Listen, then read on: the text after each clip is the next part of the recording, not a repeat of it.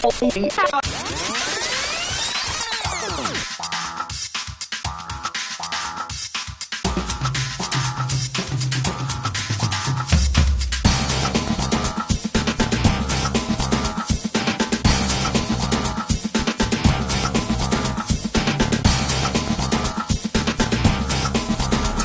Standby to take studio. 7, 6, Standby 5, camera 1, mics 1 and 2. 3, 2, 1. Take studio. Hello and welcome to another episode of MCTV News. I'm your host, Artemis Dalton. And I'm Dylan Weiss. On today's show, Aidan Chorney brings us a piece on the students' views on the school's mask policy. Benoit Wandler brings us a piece of the family Christmas at the MCCC. Josie Lapointe brings us a piece on the Phys Ed 10 class, and Brielle Winsor brings us a piece on Sturgeon's Christmas market. But first, here's our top story. Over the long weekend, we got to enjoy Morinville tradition, the Light Up the Night festivities. Questions were asked to the public about how this can help bring the community together, along with thoughts on last year's festivities being cancelled. Matthias Kidd brings us this report. Christmas time again, and that calls for Morinville's annual Light Up the Night parade. This parade is something that brings the community all together. And this is also the first parade that has taken place since last year's cancellation of the parade due to COVID. My first nighttime winter parade, so I'm looking forward to the challenge and being able to provide a great experience for our community. This is the main float, Mr. and Mrs. Claus. Ride on this one, and we've been building this float for probably, 15, 16 years. And we came out with my nieces and nephews tonight to check out the lights and the parade and just get out and do something fun. After residents showing why they came out to the parade, I then asked them how they feel that this brings the community closer together. I think it helps bring everyone together in the community. It brings people out more so this time of the year than any time of the year. Well, we have close to 20 entries. And we're expecting a crowd of up to 3,000 to come and take in the parade tonight. Well, we haven't been here for a year yet, and this is the first time I've seen this many people in one place, so I think it was a really good gathering of people that we haven't seen in a long time, so it's excellent. Always, every year I enjoy it. It's the joy of Christmas and giving and sharing and seeing all the kids' eyes light up when you're pulling the float down the main drag. And a job like this is just getting involved with and working with the community groups. And for one final segment, I interviewed the following three on their favorite Christmas memory. Christmas memory. Skating on a pond at Christmas. Favorite Christmas memory. You know what? Any Christmas spent with family is a really great memory. Jeez, it's got to be random years of opening toys up, when you're a kid, way younger, but yeah, that's definitely the stuff you remember first. Yeah. As another annual parade has passed, another one will come in a year. But for this one, it shows it was a success for Morinville. It brought the residents together, and everyone enjoyed it.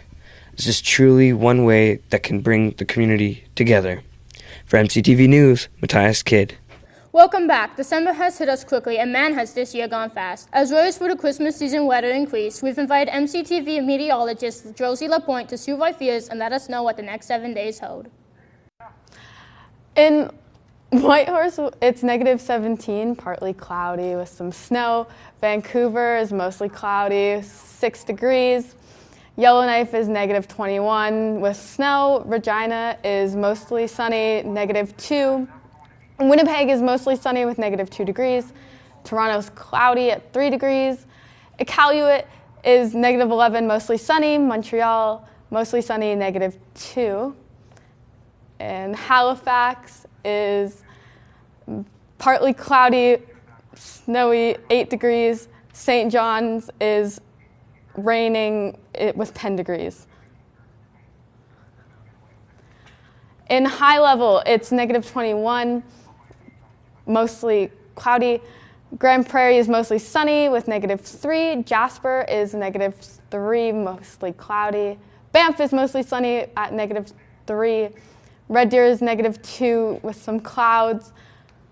Fort McMurray is -13, cloudy. Edmonton is -1, mostly sunny. Calgary is snowing at -1 degrees, and Medicine Hat is mostly cloudy at 0 degrees.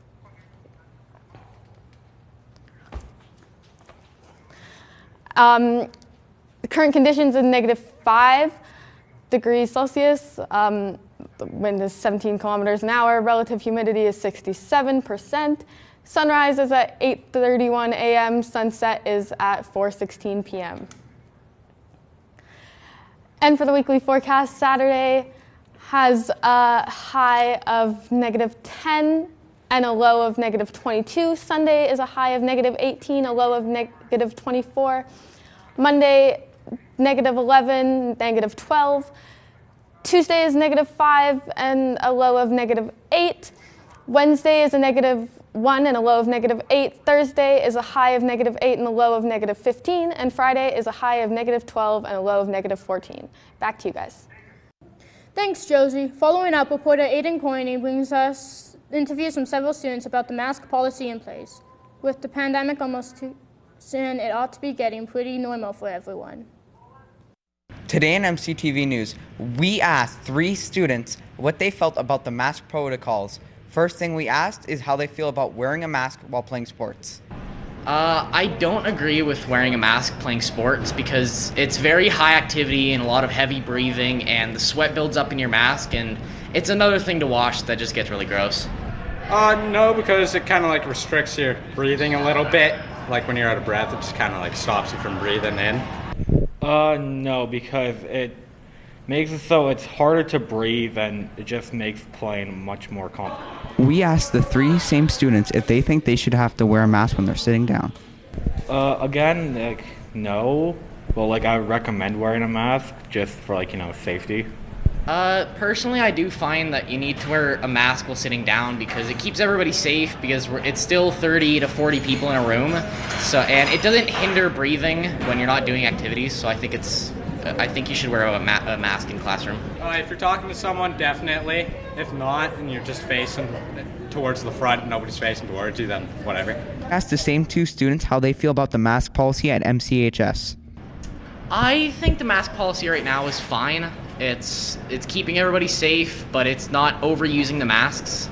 No, I'm pretty sure it's fine the way it is. I like it. People will disagree, but that's just the... From MCTV, Aiden Chorney reporting. Here are your school announcements for Friday, December the 3rd. With the holiday season approaching, it can be financially difficult for families. If you think your family could benefit from the support of a Christmas hamper, go see Miss Connell and Miss Christensen to get an application for your family. MCHS is looking for people willing to scorekeep for the upcoming basketball tournaments. Availability during the weekends is an absolute must. Don't forget, volunteer work looks great on a resume. Email Mr. Lassard if interested. 12 Days of Giving start this Thursday, hosted by the Student Council. For a chance to win $50 on a gift card to Walmart, please bring in food bank donations and drop it off with Student Council members in Center Court before Block 1. If you're not here before classes start, you can still drop donations off in the office to receive your entry form. Calling all grade 12 Indigenous students. If you are attending post-secondary next year, you are eligible to apply for an RBC scholarship worth $10,000. Please see Ms. Christensen for more information. Immunization time has rolled around again. Grade 9 teachers will be handing out consent forms from Alberta Health Services to be signed by your parents. Please return them by December 6th. For these and all other school information, keep connected by listening to the daily announcements, logging on to the school's website at www.mchs.gsacred.ab.ca, or by following the school on Facebook, Twitter, or Instagram. As well, be sure to subscribe to our YouTube channel by searching MCTV Morinville.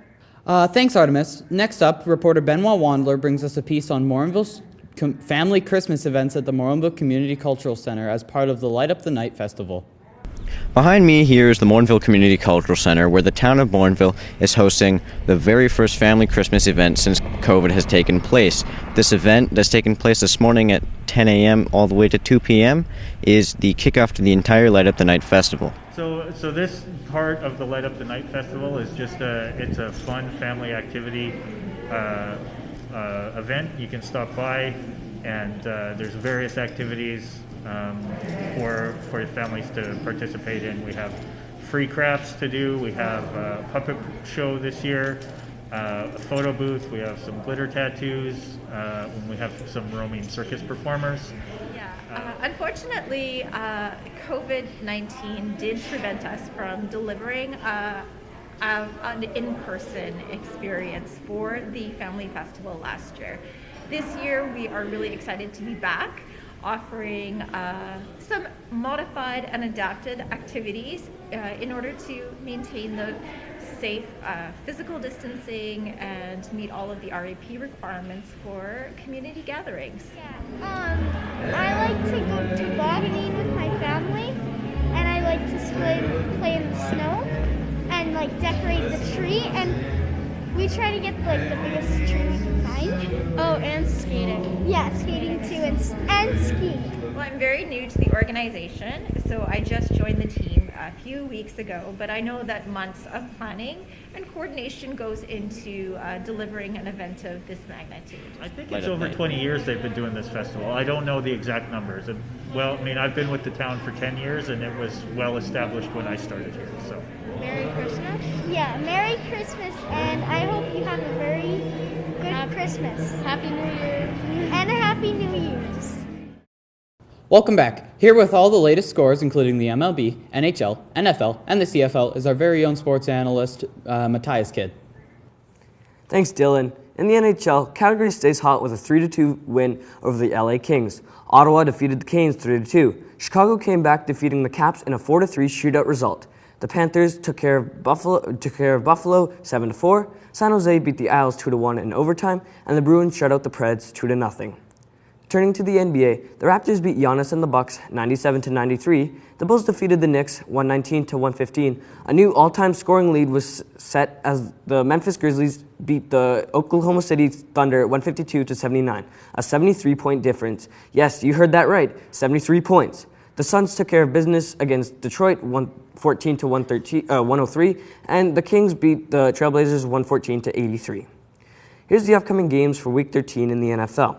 Last night, Dallas beat the New Orleans Saints 27-17. Sunday sees the Giants play the Dolphins, the Eagles play the Jets, Tom Brady and his Buccaneers play the Atlanta Falcons, and the Cards face off against the Bears. And finally, here's the upcoming games in the CFL playoffs. Hamilton takes on an Ontario rival in the Toronto Argos in their East Final battle. The West Final sees the Rough Riders play the league best Winnipeg Blue Bombers. Coming up next, Josie Lapointe got a chance to get a look inside grade 10 physical education class to show us what the students have to learn. Let's take a look. The government recommends that kids get at least 60 minutes of activity per day. This is something that MCHS students in the Physical Education 10 class are given the opportunity to do. Over the course of the semester, the students play a myriad of sports, but of course, every student has their favorite. Hockey, because it's very interesting and there's a lot more like fun into getting it to the net, and because there's a lot more steps to doing it, and just a fun thing. And I also like being goalie because you feel like you're actually trying to protect it and make sure nothing gets in there, and it's just a whole lot of fun. Basketball. It's my favorite sport. And of course, with every favorite comes a least favorite. My least favorite unit? Probably football, because that sport is very confusing to me. I don't like going on the bikes for gym. However, the students at MCHS aren't the only ones with a least favorite unit. I would say probably one of my least favorite is volleyball, because without skills in volleyball, it makes the games not very good, so then it's not as much fun. So it just depends. It just depends on the skill level of the kids, and if they have good skill, then it's fantastic. But sometimes it's not the most fun. They just kind of stand around and watch the ball land on the ground, and that drives me crazy. So. Naturally, lots of students play sports outside of a school environment. I play a little bit of floor hockey, and that's about it, because it's really fun, and yeah. If you consider dance and karate sports, then yes. And the students aren't the only ones who enjoy engaging in recreational sports. Yeah, I played every sport. When I was in junior high, I didn't play as many because I played hockey. And then as I got older and I was able to take myself to my own sporting events, I played every school sport and hockey in grade 11. And then in grade 12, I quit. I was too old to play hockey anymore without traveling. I would have had to travel half an hour to get to the next school team, so I didn't bother. I just played school sports in grade 12. So. Overall, it seems as though the Physical Education 10 class is well liked. there's some bad parts about it. It depends on which sport you're seeing and trying to do. But overall, it's a pretty good class. I love it. It's my favorite class because you get to move around and be active. Physical health is an important habit to form, and it's one that students at MCHS are definitely learning. For MCTV News, Josie Lapointe. Let's take a look at the upcoming events for December. This month in film, there's a wide number of movies being released, with the titles such as Sony Pictures' third movie in their trilogy, Spider-Man No Way Home, The Matrix Resurrections, West Side Story, The Hating Game, The Kingsman, and The Beatles Get Back, and Sing 2. Here are new music releases for December. Many a Mile by Blue Rodeo, Body Language by Blake Shelton, Scenic Drive by Khalid, Canadian artist Neil Young and Crazy Horse released the album Barn, Libre by Jesse Cook, and Fever Dreams Part 1 to 4 by Johnny Marr. For December, upcoming video game releases include Among Us, that's coming to consoles, Halo Infinite's campaign, Trash Sailors, Rogue Invader, Happy's Humble's Burger Farm, and Five Nights at Freddy's Security Breach. Up next, reporter Brielle Winsor delves into the Sturgeon County to explore a little Christmas market set up by local farmers. As the Christmas season kicks off, people are starting to check things off their lists and buy gifts. On November 20th and 21st, small businesses Honeybee Acres, Decorate It Yourself, Gene and Joe's, and Accessories by Kara teamed up to run a Christmas market. All of the businesses brought their holiday-themed items and their Christmas cheer to create a fun afternoon for Sturgeon area residents. Yes, I went to a market last year at Christmas time, and then this year I decided to host my own. It's been really good, better than I expected, especially just for our weather that we had yesterday, and hoping that today is the same. I thought we had a pretty good turnout, hoping we have just as many today with nice weather and Sunday drivers. Running an event such as the Merry Little Christmas Market allows people to come out and see all the things the 4 vendors were selling in person, and it allowed the vendors to meet their customers face to face. Like seeing all the people and like kind of seeing the signs that they like, the ones that I really like, other people always like too. So it's fun seeing people like my designs and put them in their homes. It's really nice just, having everything in one spot, people coming to you to check out your stuff. Not having to drive everywhere to people's houses. It's been nice to just be set up in one location. Each of the vendors displayed and sold their unique Christmas products. The handmade goods made great Christmas gifts. I sell signs and I restore furniture. Like old furniture, I just usually paint it and distress it, make it pretty again. I have Gene and Joe's. It's a baby and kids goods business. So I've got the cookie kits, little Christmas cabins that you build yourself and decorate yourself. And then I just newly started doing these paint your own cookies. There are many benefits to running your own business. For example, you can choose to work from the comfort of your own home, which can be beneficial to parents. I get to work from home and make pretty stuff for Christmas and all the holidays. I'm a mom of 2 girls, and so their names are Jeannie and Josephine, where I got the name from. So I like just being able to stay at home with them, obviously. And then once they nap and sleep, I get to work on my little projects and have something of my own while still being at home. I ask people to tag me on social media after their kids decorate the cookies, so that's always fun to see their masterpieces when they're done. The Merry Little Christmas Market was definitely a success for everyone involved. For MCTV News, Brielle Winsor reporting. And that's it for another episode of MCTV News. Join us again on our next episode to hear about Flynn Bowles Construction, a behind-the-scenes look at MCTV, Morinville's Light Up the Night tree decorating, MCHS Medley, what the holiday means to students, and the return of live shows to MCTV. All this plus sports in your 7-day Morinville weather forecast on Thursday, December 9th. So it's been pretty icy out there, Artemis, hasn't it? Yeah, it has been. I ended up slipping the other day. Yeah, I almost slipped trying to get out of my house this morning. It was pretty rough. It would have been funny if I biffed it, though. I'm so glad that it snowed after the recent freezing rain, though, because that provides my traction, you know? Then people aren't slipping and sliding all around the road. From all of us at MCTV News, I'm Artemis Dalton. And I'm Dylan Weiss. Thanks for tuning in.